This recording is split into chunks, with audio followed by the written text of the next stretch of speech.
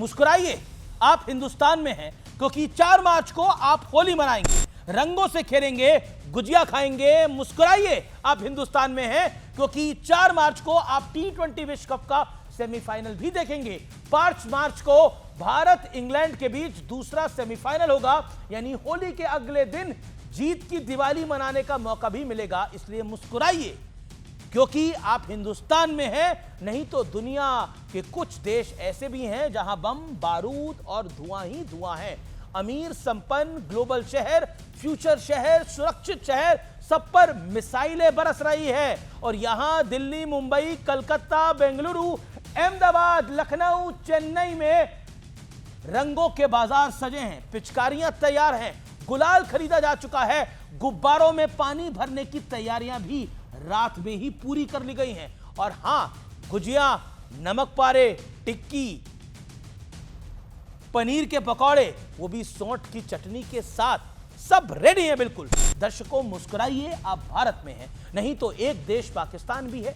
वहां ईरान के बाद इस युद्ध में सबसे ज्यादा लोग मारे जा चुके हैं। पाकिस्तानी सेना ने अपने ही लोगों पर इसलिए गोलियां बरसा दी क्योंकि पाकिस्तान का शिया समुदाय खमेनी की मौत के बाद प्रदर्शन कर रहा था। दर्शकों, मुस्कुराइए, आप भारत में हैं, नहीं तो एक शहर दुबई है, जहां दुनिया की सबसे ऊंची बिल्डिंग बुर्ज खलीफा है।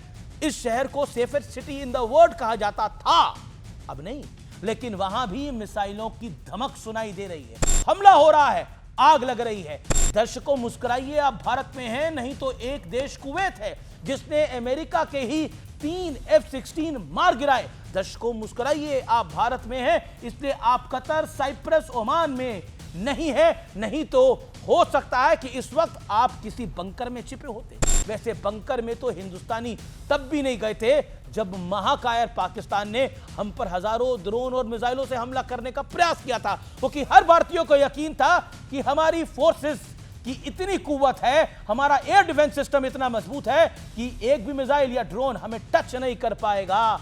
और ऐसा ही हुआ। दर्शकों, मुस्कुराइए, आप भारत में हैं, क्योंकि आज देश में ऐसी सरकार है जिसकी नीति यह नहीं है कि LAC पर निर्माण ना करना हमारी सबसे बड़ी डिफेंस स्ट्रैटेजी है। आज भारत तरक्की कर रहा है और कुशलता के साथ खुद को सुरक्षित भी रख रहा है। हमारा ट्रैक कितना परफेक्ट है, इसका बहुत बड़ा सबूत भारत की ग्रोथ स्टोरी दे देती है। फिर भी ना जाने क्यों कुछ लोग विचलित हैं। ये लोग क्यों चाहते हैं कि भारत अपने हितों को रिस्क पर रखकर ईरान के लिए बैटिंग करें, उस ईरान के लिए जिसके साथ ना तो मुस्लिम वर्ल्ड का कोई मुल्क खड़ा है, नॉट इवन सिंगल, और ना ही उसके ऑल वेदर साझेदार समझे जाने वाले रशिया और चाइना।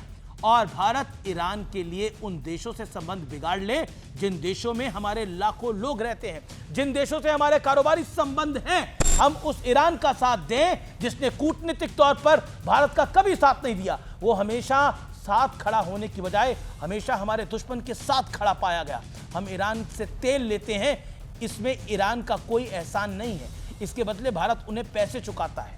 भारत चाबहार पोर्ट को डेवलप कर रहा है, इसकी एवज में भी ईरान की कमाई हो रही है। ना कोई परोपकार, ना यारी, ना दोस्ती, शुद्ध रूप से ये बिजनेस है। इसलिए कंफ्यूज मत होइए। India is on the right track and India is on the right side. हम भारत की भलाई के रास्ते पर हैं और यही भारत की प्रायोरिटी भी होनी चाहिए। और इसीलिए मैं बार बार कहता हूं, मुस्कुराइए, आप भारत में हैं। यानी सोचिए, सऊदी, कतर, दुबई, सब जगह मिसाइल ड्रोन पहुंच रहे हैं, लेकिन याद है ऑपरेशन सिंदूर के दौरान एक मिसाइल ड्रोन नहीं पहुंच पाया था, और फिर भी ये लोग मोदी को गाली देते हैं।